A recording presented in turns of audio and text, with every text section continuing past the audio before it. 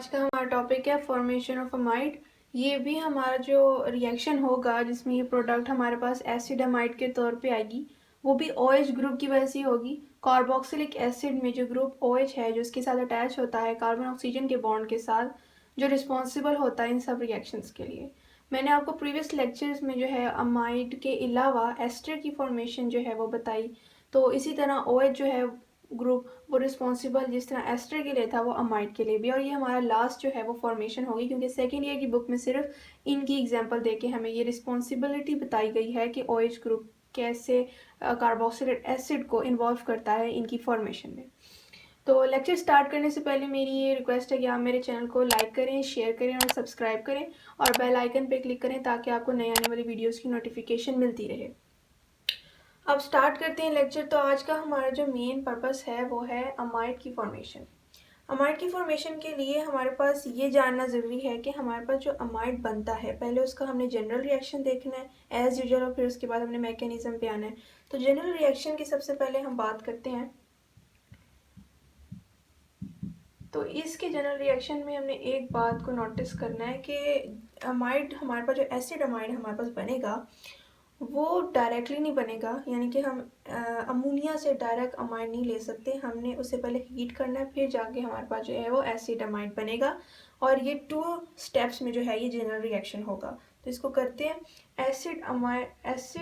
Acetate हमने लिया है, उसको हमने अमोनिया के साथ रिएक्ट करवाना है ताकि हम अमाइड ले सकें, अमाइड ग्रुप उससे हम इनडायरेक्टली हासिल कर सकें। ये हमारे पास अमोनिया जिसको मैंने ओपन करके लिखा है अमोनियम, जिसे NH3।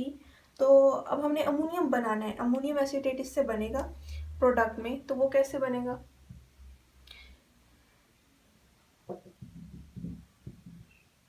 अमोनियम एसीटेट हमारे पास बन गया। यहाँ पर प्लस चार्ज आने का मतलब है कि अमोनिया के पास जो नाइट्रोजन है उसके ऊपर लोन पेयर मौजूद होता है, और लोन पेयर जो है वो एसीटेट के हाइड्रोजन को जब एक्सेप्ट करेगा तो फिर उसके पास 3 जो है वो हाइड्रोजन तो आ जाएंगे, लेकिन साथ साथ लोन पेयर यूटिलाइज हो जाएगा जिसकी वजह से उसके पास पॉजिटिव चार्ज आ गया, क्योंकि इन दोनों को कंबाइन करके हमारे पास ये प्रोडक्ट आया। अब दूसरे स्टेप में हमारे पास यही जो है हमने इसको मज़ीद जो है हीट करना है। इसको हमने हीट करना है तब हमारे पास जाके एसिड अमाइड आएगा, साथ में एलिमिनेशन ऑफ वाटर भी होगी, तब हमारे पास जो है वो प्रोडक्ट आएगा जो हमें चाहिए। ये हमारे पास है अमोनियम एसीटेट जो हमें फर्स्ट स्टेप में एज अ प्रोडक्ट मिला है। हमने इसे हीट करना है। जब हम इसे हीट करेंगे तो हमारे पास एसिड अमाइड भी आ जाएगा और साथ साथ एक अदद वाटर का मॉलिक्यूल भी एलिमिनेट हो जाएगा। ये हमारे पास का जनरल रिएक्शन, जिसमें हमें इस रिएक्शन में ये बात जो है माइंड में रखनी है कि इस रिएक्शन को हम एक सिंगल स्टेप में नहीं कर सकते। ये 2 स्टेप में रिएक्शन जो है वो जो है कंप्लीट होगा, और जो है दूसरे स्टेप में हमने इसे प्रोसीड हीट के थ्रू जो है वो करवाना है। और अब हम इसका मैकेनिज्म देख लेते हैं। और जो हमारे पास इसका जो प्रोडक्ट आया है वो एसिड अमाइड आया है, और हमने देखना है मैकेनिज्म है कि किस तरह जो है ये प्रोडक्ट हमारे पास आई है। तो अब हम मैकेनिज्म की तरफ आते हैं।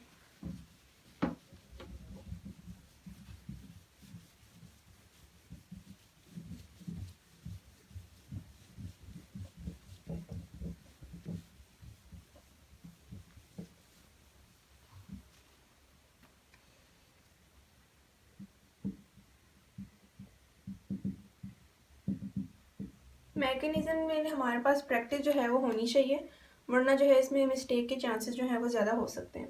जिस तरह हमने जनरल रिएक्शन को प्रोसीड करने के लिए सबसे पहले एसीटेट लिया था, तो उसी तरह हमने जो है यहाँ पर भी लेना है एसिटिक एसिड, और साथ में अमोनिया ही लेना है। इसके लोन पेयर को मैं हाईलाइट कर रही हूँ क्योंकि वो ही इसके सारे जो है वो ट्रांसफ़र में रिस्पॉन्सिबल होता है। अब नाइट्रोजन जो है अमोनिया का, उसके पास हमारे पास लोन पेयर मौजूद है जो अब ये यूटिलाइज करेगा। ये वो एसिटिक एसिड के कार्बन जो है उस इलेक्ट्रोफिलिक सेंटर है इसको जो है वो डोनेट करेगा, और कार्बन इसको एक्सेप्ट करने से पहले चूंकि वो सिर्फ 4 जो है वो बॉन्ड बना सकता है क्योंकि उसकी वैलेंसी 4 है, जो उसने पहले से 4 बॉन्ड बनाए हुए हैं, तो वो नाइट्रोजन के लोन पेयर के इलेक्ट्रॉन्स को एक्सेप्ट करने से पहले अपने इलेक्ट्रॉन ऑक्सीजन को डोनेट करेगा, जिसकी वजह से वो फिर नाइट्रोजन के लोन पेयर के इलेक्ट्रॉन्स को एक्सेप्ट कर सकेगा। तो हमारे पास ये था हमारा फर्स्ट स्टेप, जिसके नतीजे में हमारे पास ये जो transfer of lone pair of electrons की वजह से जो प्रोडक्ट बना है वो ये है। ऑक्सीजन जो है उसका डबल बॉन्ड ख़त्म हो गया क्योंकि उसको इलेक्ट्रॉन्स मिल गए OH, और यहाँ पर जो है नाइट्रोजन अटैच हो जाएगा क्योंकि उसने अपने लोन पेयर डोनेट किए हैं, और उसके ऊपर एक पॉजिटिव चार्ज आ जाएगा क्योंकि उसके लोन पेयर यूटिलाइज हुए हैं इसमें, तो उसके पास डेफिशिएंसी ऑफ इलेक्ट्रॉन हो गई है। हमारे पास, जैसे कि मैंने आपको प्रीवियस लेक्चर में भी रूल्स बताती गई हूँ साथ साथ, इस तरह इस लेक्चर में बताती जाऊंगी साथ साथ कि हमारे पास मैकेनिज्म में जो प्रोडक्ट होता है फर्स्ट स्टेप में, सेकंड स्टेप में वही हमारे पास एज अ रिएक्टेंट इस्तेमाल होता है। तो यहाँ पर हम इसी प्रोडक्ट को एज अ रिएक्टेंट हम लिख लेते हैं।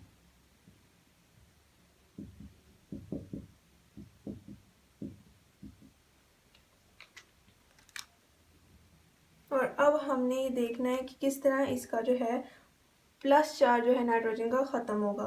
तो उसके लिए हमें देखना है कि आसपास कौन सा ऐसा एटम है जिसके पास जो है लोन पेयर मौजूद है। तो ऑक्सीजन के पास चूँकि 2 लोन पेयर मौजूद होते हैं, तो वो सबसे पहले तो हाइड्रोजन को जो है वो अपने लोन पेयर देगा। हाइड्रोजन उसको एक्सेप्ट करने के लिए अपने इलेक्ट्रॉन पहले नाइट्रोजन को देगा ताकि वो उसके साथ बॉन्ड बना सके, क्योंकि हाइड्रोजन भी एक ही बॉन्ड बना सकता है। जिस तरह कार्बन 4 बॉन्ड बना सकते हैं, उस तरह हाइड्रोजन जो है, क्योंकि वो फर्स्ट पीरियड ग्रुप से बिलोंग करता है, जिसकी वजह से वो एक ही बना सकता है बॉन्ड, क्योंकि उसके वैलेंस शेल में एक ही इलेक्ट्रॉन है।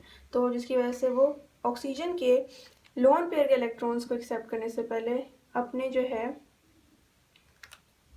इलेक्ट्रॉन नाइट्रोजन को दे देगा, जिसकी वजह से नाइट्रोजन का पॉजिटिव साइन ख़त्म हो जाएगा।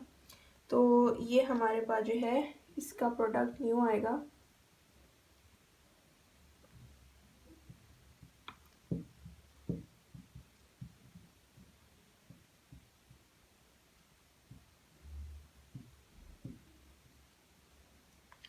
और साथ हमारे पास जो ऑक्सीजन है उसका लोन पेयर यूटिलाइज हुआ है, तो उसके ऊपर पॉजिटिव साइन आ जाएगा।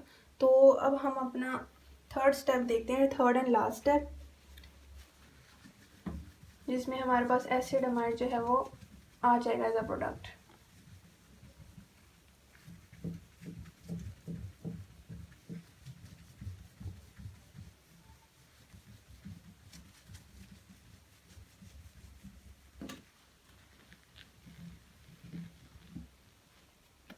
तो हमारा जो थर्ड स्टेप है उसमें हमने अपने सेकंड स्टेप के प्रोडक्ट को दोबारा लिखना है।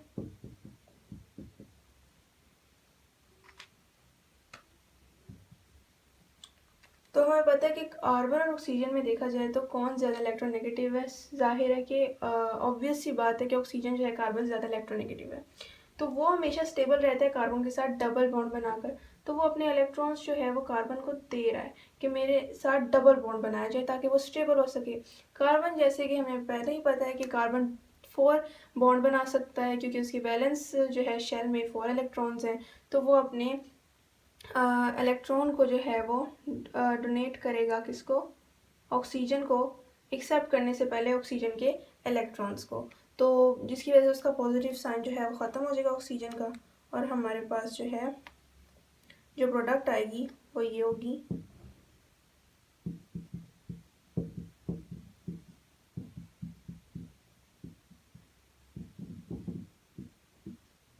हमारे पास वाटर जो है वो एलिमिनेट हो गया क्योंकि जब ऑक्सीजन का चार्ज ख़त्म हो गया तो H2O हमारे पास वाटर की फॉर्म में जो है वो सेपरेट हो जाएगा, और हमारे पास जो है एसिड अमाइड जो है प्रोडक्ट आ जाएगी, जो हमारे पास जनरल रिएक्शन में भी आई थी।